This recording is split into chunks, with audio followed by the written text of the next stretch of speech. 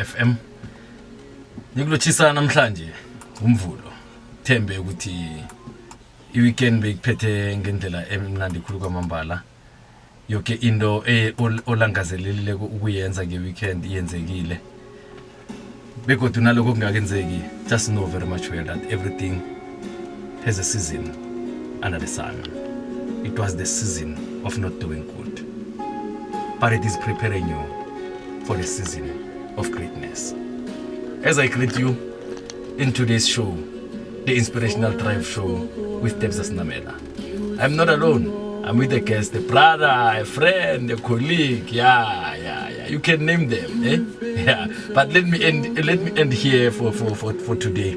I will end up by saying a brother, a friend, and a colleague. But I have a very much inspirational young man, a transformational speaker. Yeah. He's got a lot of titles. But as you know, it is not our culture to introduce our guests, but it is our culture to let them introduce themselves. My brother, how are you? I'm good, sir, and thanks. How are you? I'm fine, and I'm great. Yes, sir. Yeah. Can you please greet the listeners at home? Tell them who you are. Where are you from? Good afternoon, everybody. My name is Njabulo Sithole.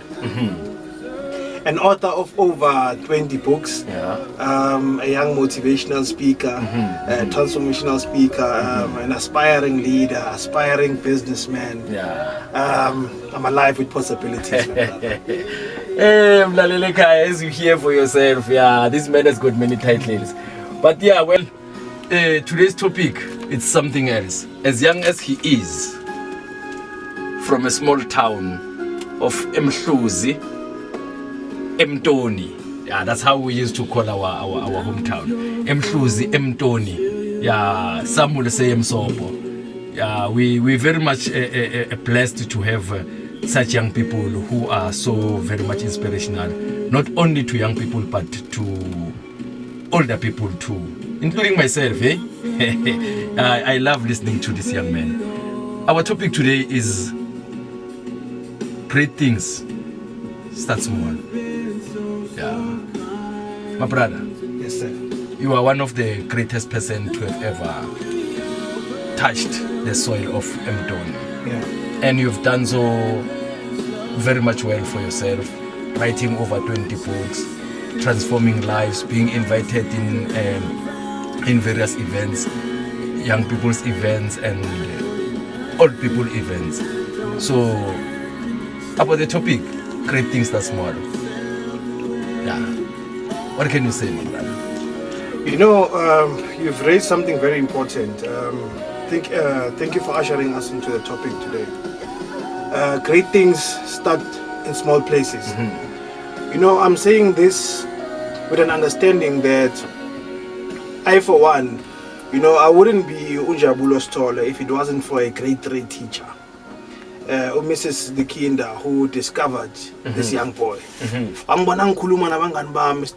He saw me speaking with my friends at school, at the park, and being the person who's outspoken, he said to me, you're going to do the speech. He gave me a speech that was written in Afrikaans, Zulu and Xhosa. It was for a cultural day. And he said to me, you're going to do this speech in front of everybody, all women. If you don't do this speech, I'm going to hit you. He used to beat us very hard, that teacher. So now, imagining the hiding, my ability was born. Okay. I stood in front of that mirror, and I practiced the speech. You know, the first time I got on stage, she was standing on the other end with a stick. And the whole audience was there. My parents were there. Everybody's parents were there. When I looked at her on the side, she had the stick that she promised me if I don't do it. But little did you know that I had now developed the ability. I had now found the passion. You know, it was so good that on the second evening of the concert, she did not carry the stick because she had realized that boy found himself. He found that small voice speaking inside of him. He found that ability in that young man. So in a nutshell is that great things begin in small places. It was when somebody discovered the ability in you.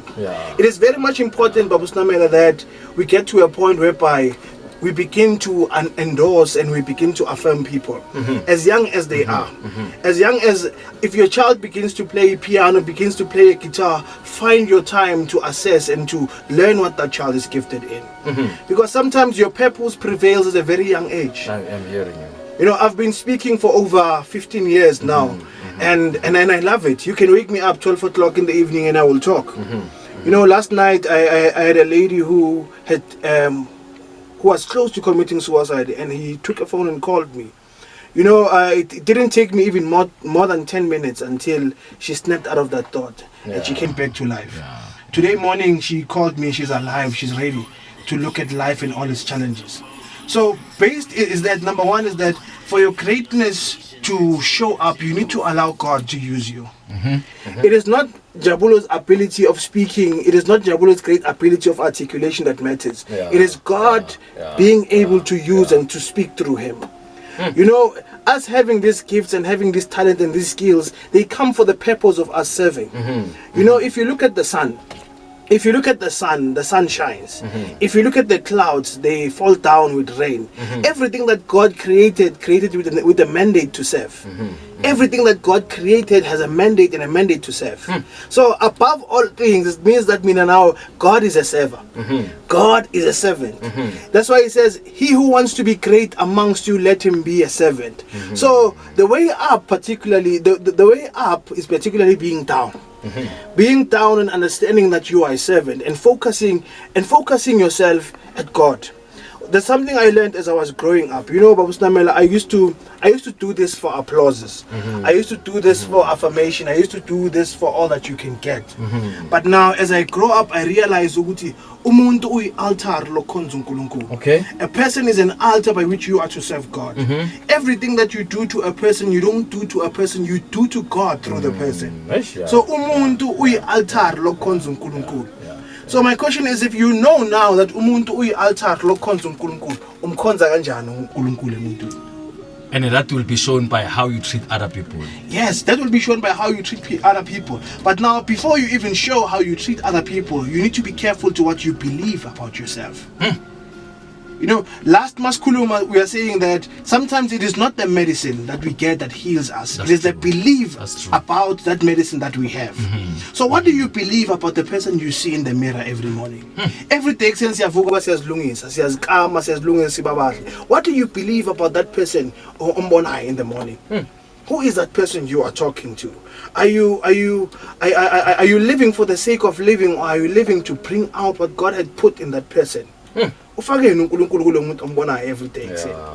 What gift do you have? What passion do you possess? What skill do you possess? What is it that needs to live with your life? Because nobody's here for nobody's an accident. Yeah, that's true. Nobody is an accident. It doesn't matter how you were born, whether you were born through rape, whether you are an unwanted child, but the thing is, nobody is an accident. There is no coincidence in God. There is no coincidence in God. You are here for a reason and you are here for a season. What me and you know, Babu Senamela, is that we know our birth date. We know when we were born, but we don't know our death date. That's true. Now, the gap between our birth date and our death date is comprised in two things. You know, Maspila, among the school and among the university, you fix what you call a CV. Yeah. Your CV will tell us the list of your capabilities, but your obituary will tell us what you did with the list of your capabilities. Okay. You know? So basically, knowing that our grave numbers are already printed, knowing that it is all set, what are we doing with the given now? What are we doing with the given now?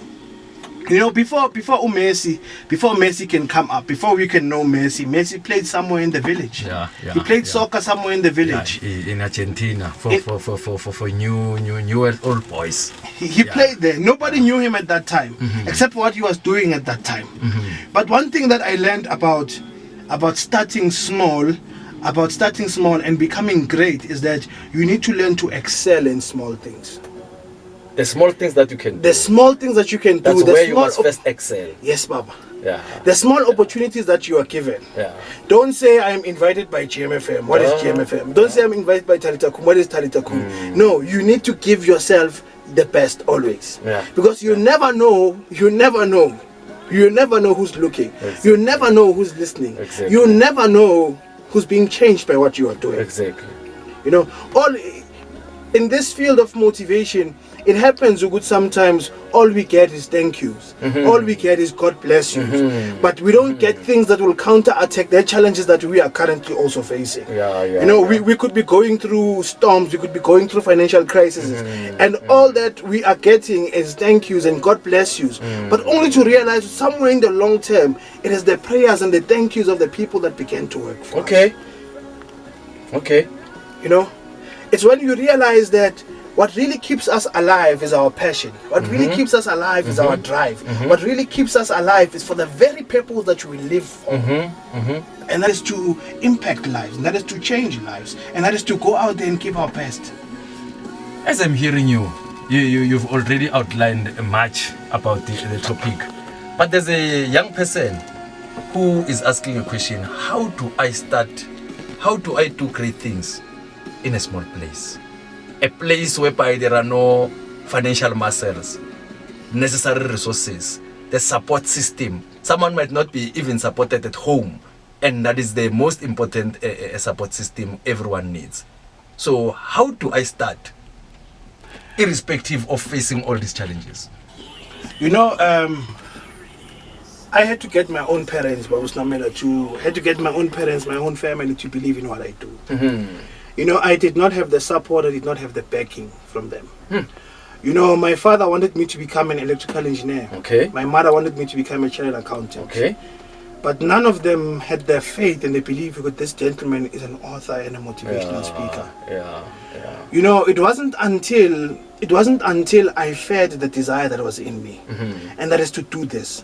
So now you have this desire, you want to be something, you believe God called you for something. What material are you reading? What material are you reading? Who are you exposing yourself to? Are you exposing yourself to people who are going to affirm and make sure that the dream inside you begins to live daily? Or are you exposing to people who have just given up? Who have just given up? Because your surrounding either does something. Your surrounding does two things. It inspires you or it discourages you. But it's all in how you look at your surrounding. It's all in how you do, in what we do with the constructive criticism and the destructive criticism. What are you doing with it, What are you doing with the negativity that is coming from people? What are you doing with the positivity that is coming from people? Because at the end of the day, you know who's the cook? You are. That's true. Negativity and positivity are ingredients, and you are the cook. You are the cook who builds your own attitude. You are the cook who sees a brighter perspective. You know, it's like baking. You know, there's flour, there's sugar, there's everything. You know, if flour is simnand, baking powder is not nice, but sugar there is nice. It's what you do as the baker. So basically, at the end of the day, you are the decision maker. You are being influenced negatively, you are being influenced positively, but who is the decision maker? You are the decision maker. You know, negativity is a resource, positivity is a resource. What do you do with it? What do you do with it? You know, it reminds me of this story of a man who was chopping down his trees at Jati. He was chopping down lumber in his yard. While he was chopping down lumber, a man who was a sculptor, passed through, and he said to him, can I please have these pieces of wood or these pieces of trees that you are throwing out? He said, nah, they're useless. You can have them. Either way, they're of no value. The man came with a big trolley and took the lumber away. He worked days and months and made this magnificent eagle out of this lumber. That very same man who was throwing out that lumber passed through his house and said, hey, this wonderful, magnificent creature, how much does it cost? He said, I'll sell it to you for 500 rand. And he was like, okay, fine, I'll buy it.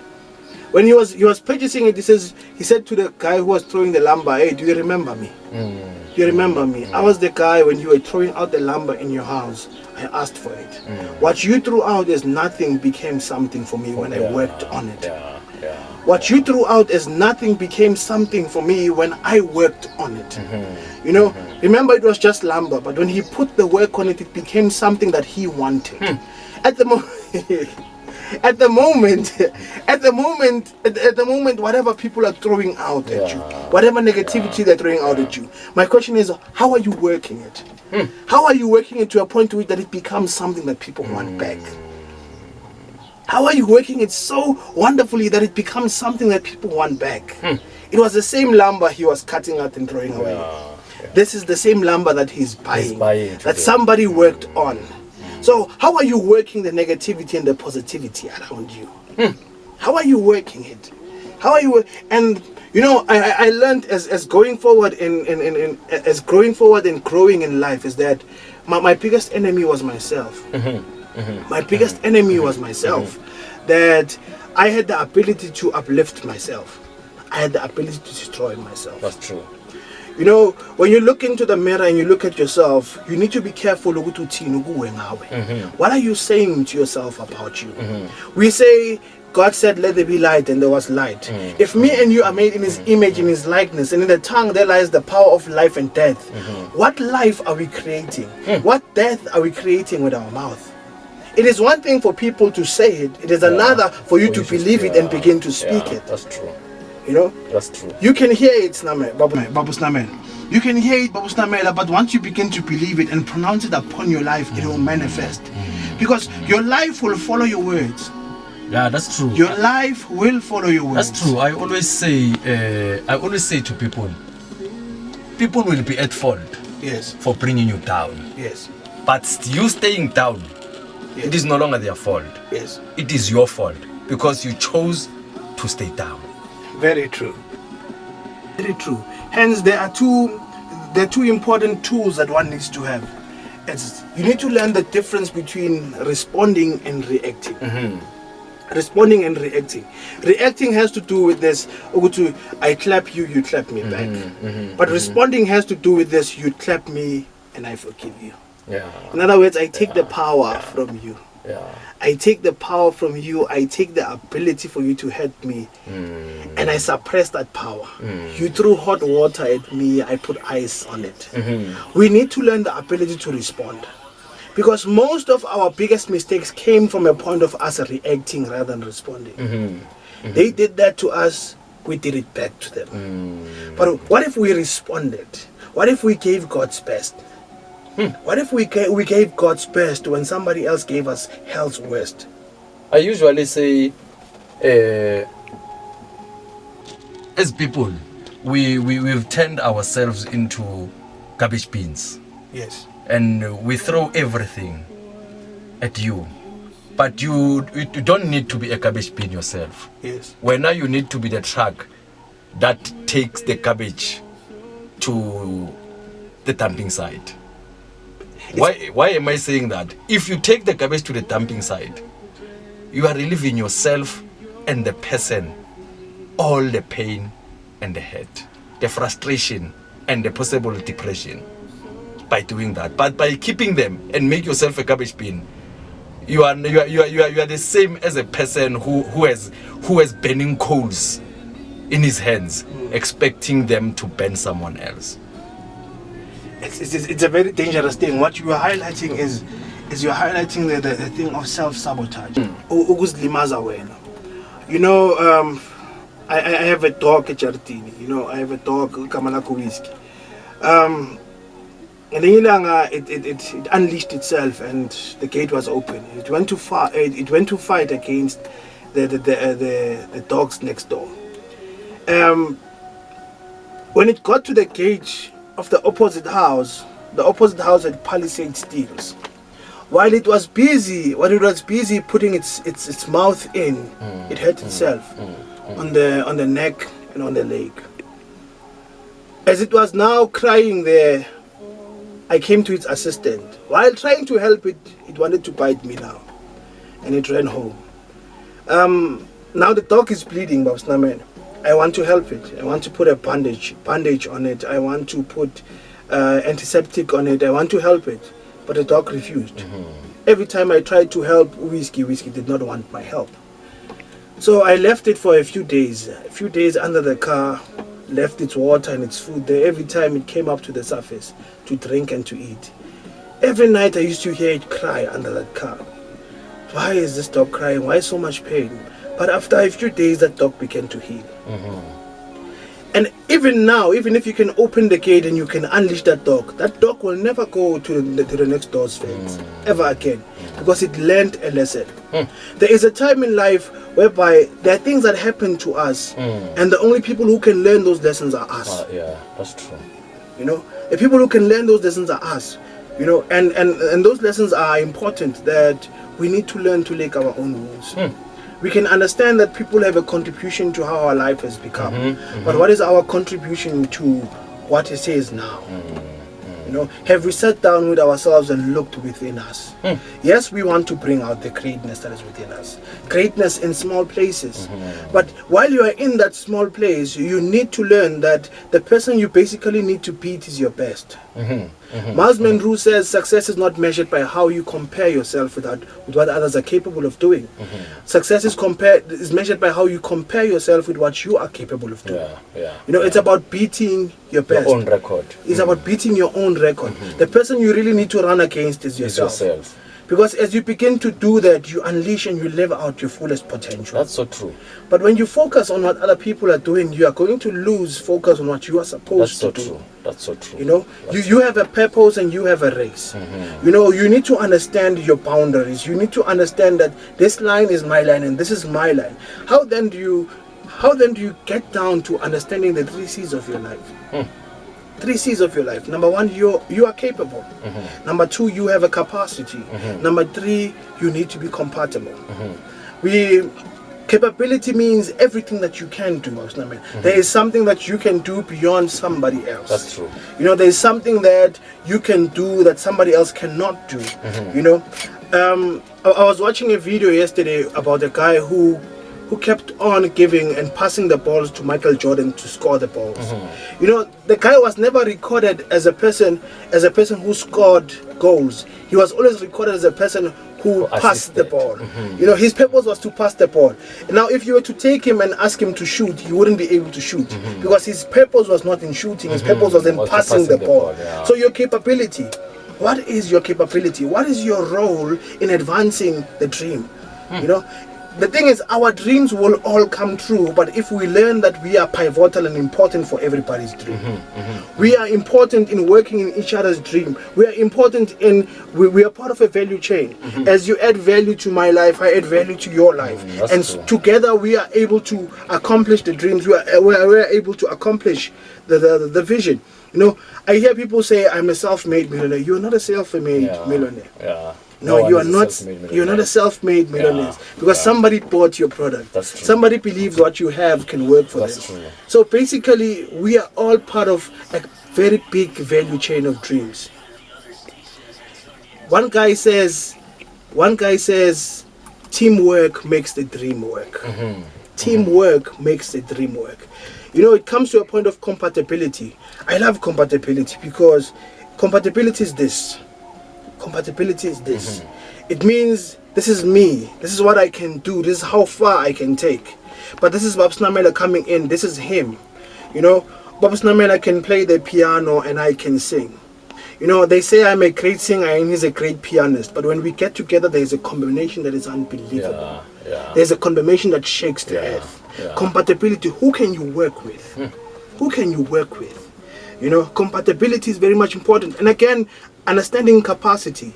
Capacity is that if a car is a 3-liter V6, its capacity is 3-liter V6. It cannot do beyond that.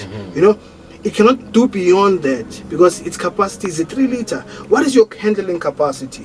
Where it is that say, I've had enough. What is your breaking point? As a talented person, as a gifted person, as a skilled person, what is your breaking point? How much can you take? Because you'll find yourself that we have a problem of people undercommitting themselves and overcommitting themselves. You know, when you commit yourself rightly, you balance your life. Meaning your priorities are set right. You know, this is a time to do this and this is a time to do that. But if you overcommit yourself, you'll be frustrated. That's true. You will be frustrated. And you'll burn out at the end of the day. You will burn out. But and there's a danger of undercommitting yourself. If you undercommit yourself, you'll feel like you have no purpose. You will feel discouraged. You will feel down. So what is it that will help you to find balance? finding balance means finding your compatibles. Who can you work with? Who can you work with? Eish, mlaleli Talitha Cumi FM. Singaphakathi kwehlelo Inspirational Drive Show with Tebza Senamela. I'm not alone. Yeah, I'm with a brother, a friend, a colleague. Yeah, Njabulo Sithole, an author of multiple books. Yeah, I think he's deliberating very much correct in terms of the topic at hand. And one thing that I understand about the topic at hand is that you are a small thing to other people. You are a small place to other people. But there's greatness in you. I just want to refer back to Christ Jesus of Nazareth. When he was born, when he started to serve his purpose, many people said there's nothing good that has ever come out of Bethlehem. There's nothing great that will ever come out of Bethlehem. But even today, after more than over 2,000 years, it is the greatest name to have ever been called by anyone living. So be careful really of what you say about yourself. It matters not what we say to you. It matters not what we say about you. But what matters, what is it that you say to yourself? And what is it that you say about yourself? My brother, someone listening might ask himself or herself a question. Uguti, yes, I'm in a small place. I have great ideas. Yes, there are no resources. I want to go on and I've started. How do I persevere under these conditions? Because I believe we have challenges. Specifically, young people have many challenges. Some people don't believe in them. Some don't get the necessary support. But above all that, how do I persevere up until I finish what I've started? You know, you've highlighted something when you raised that Jesus was born in Bethlehem, and people questioned what great thing can come out of there. You know, there's a part whereby when Jesus goes back to the very same town in which he was born, the Bible says he couldn't perform much miracles there because the people did not believe. You know, it shows us something. It shows us that we won't be able to do much if we surround ourselves with people who don't believe in what we are capable of doing. That's true. You know, it reminds me of a story of a young man whose father gave him a precious stone. You know, he said to him, every time a person asks you how much this stone is, raise 2 fingers.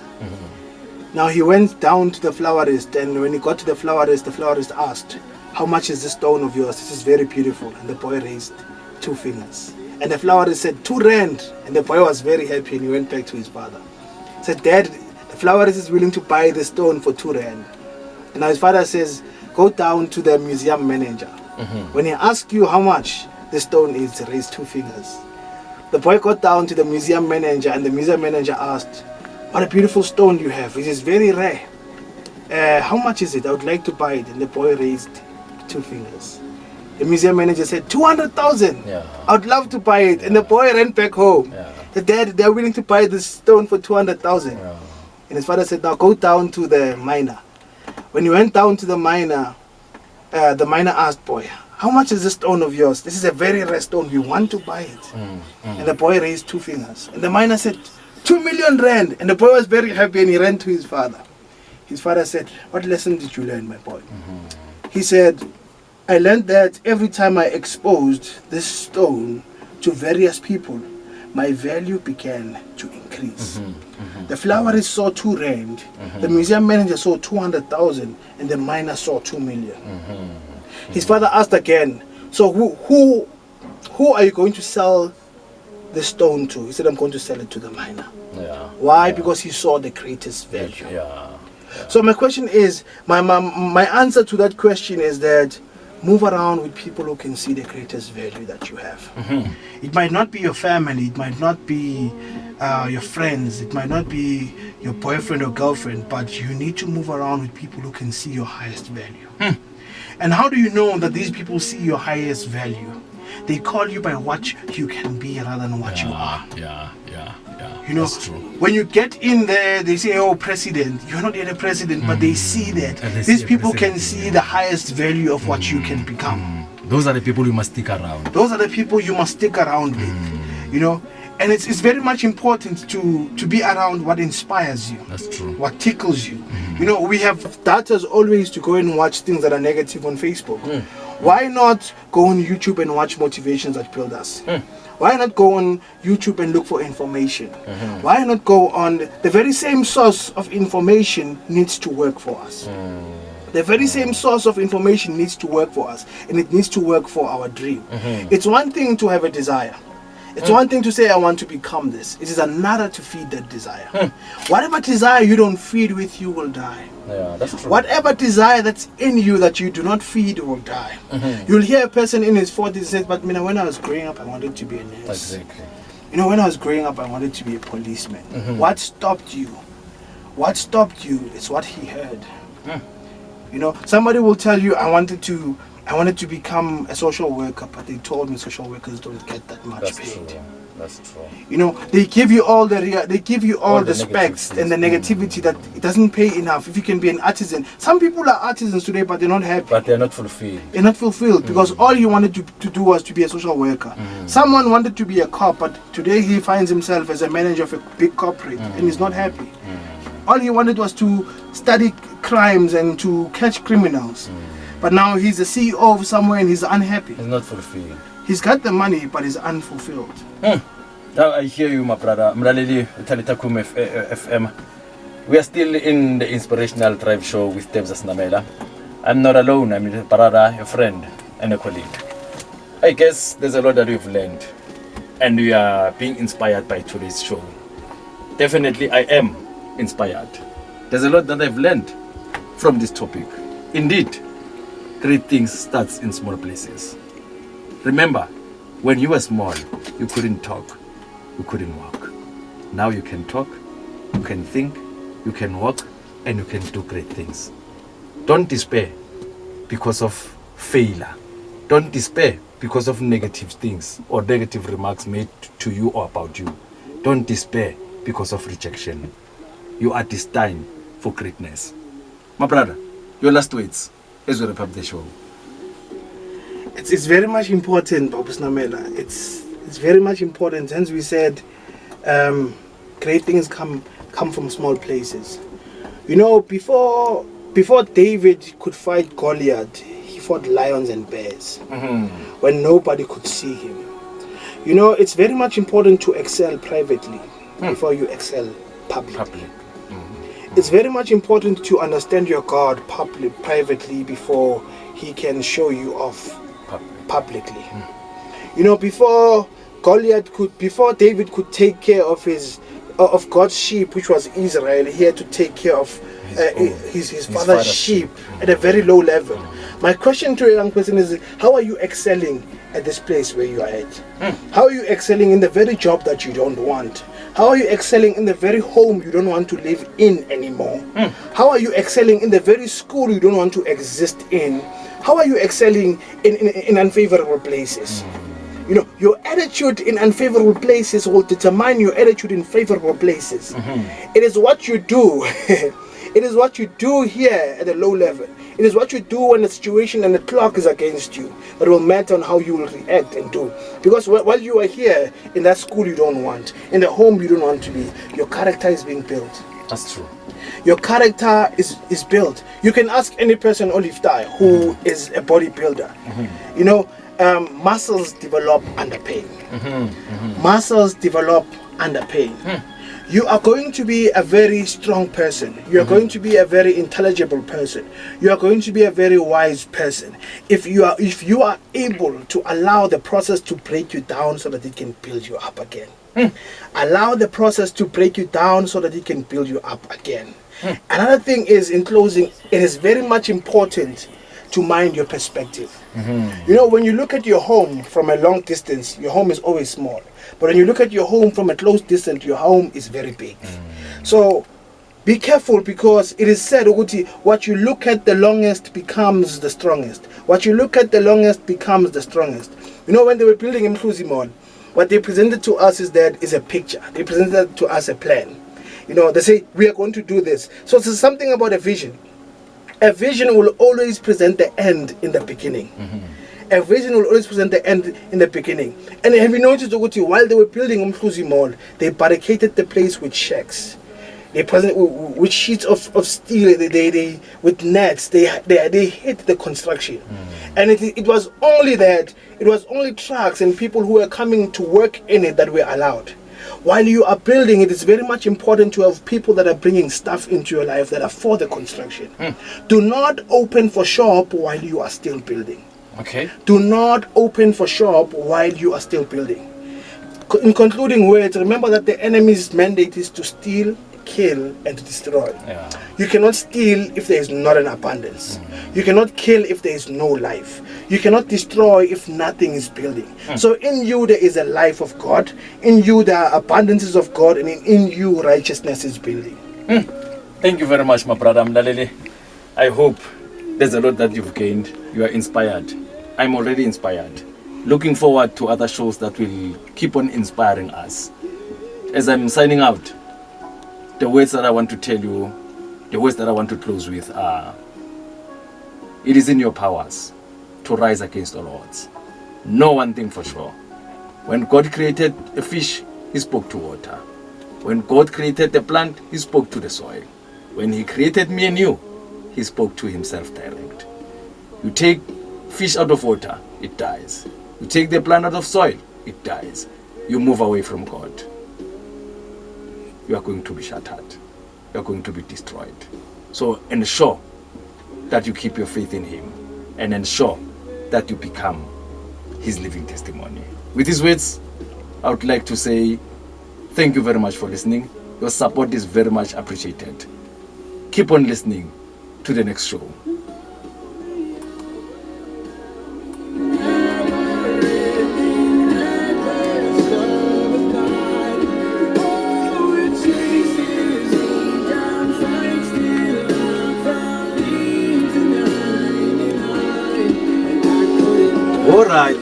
All right, my brother.